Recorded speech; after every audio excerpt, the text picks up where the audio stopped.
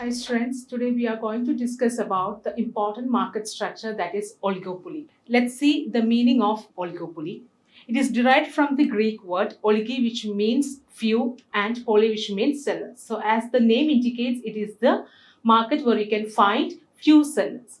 Okay, so now we are going to the examples of oligopoly. Oligopoly market condition that you can feel and find everywhere in the market, where you can find it in the automobile market or aluminium, steel. So many kinds of products that you can find in the oligopoly market condition. Now we are coming to the types of oligopoly. The first one, it is the pure or perfect oligopoly, where you can find the homogeneous kinds of products. That means the similar kind of or the identical kind of products that you are using in your day-to-day life. Next, we are coming to the collusive oligopoly. Collusive oligopoly, which means you can have a kind of interdependence between the firms, which is considered to be as one of the most important characteristics of oligopoly market condition. In the collusive oligopoly, we have three kinds of collusions can be made. One, it is about cartels. Second one, it is mergers, and the third one, it is the price leadership. So cartels, which means there is a secret or the tacit agreement between the firms in order to determine the prices and output levels. When it comes to the mergers, it is a legal contract or the agreement between the firms. So it is not an easy task to quit from the legal agreement what you can done in the cartels like. Then the third one, it is the price leadership. So three kinds of price leadership will be the first kind is that the price leadership by the low cost firms, where you can see there is a technically highly qualified or the highly skilled kind of technologically highly advanced kind of firms will be there. So they will fix the price and output level. The followers will follow the price and output of that leader. The second kind is that there will be a kind of dominant price leadership. That means the firms which has or the established firms which has a highest market share. So they will decide the price and output level. So the other followers will follow that. The third kind is the barometric price leadership. That means the allied group or the experienced firms which will predict the business changes. So they will always influence the existing or the established firms to determine the price and output level. So this is about the collusive oligopoly.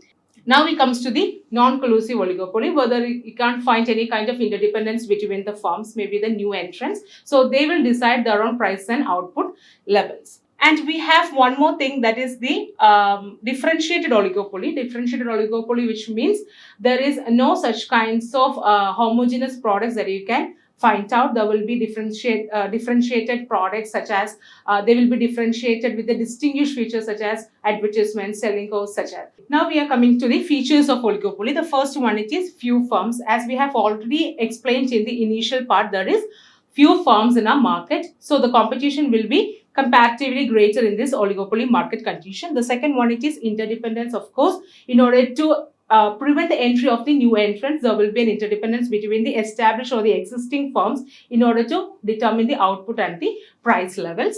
Now comes to the non-price competitions, where you can find this kind of topic, that means non-price competition with that of the fifth point, that is selling cost. You can make some kind of special features to our product so that it will attract more of the customers to our product. So that is what we can call as non-price competition. Rather the changes in the prices or the output levels, we can attract the customers through the advertisements, some marketing strategies and all.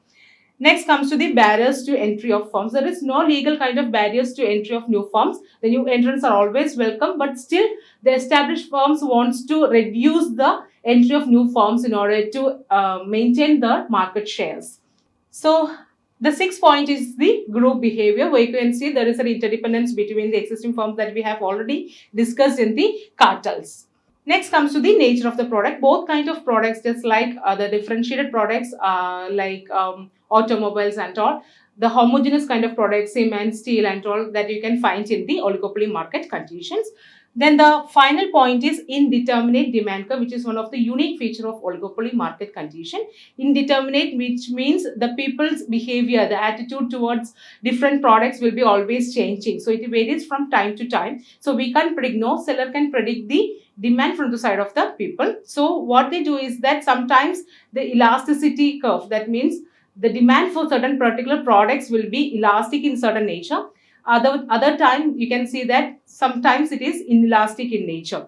And also you can see there is the demand curve is always keeps on shifting, which means The competition always existing in the oligopoly market conditions in order to maintain or sustain the market share as well as the number of customers. So it is indeterminate in nature. It is well explained in Swayze's demand curve also. Thank you.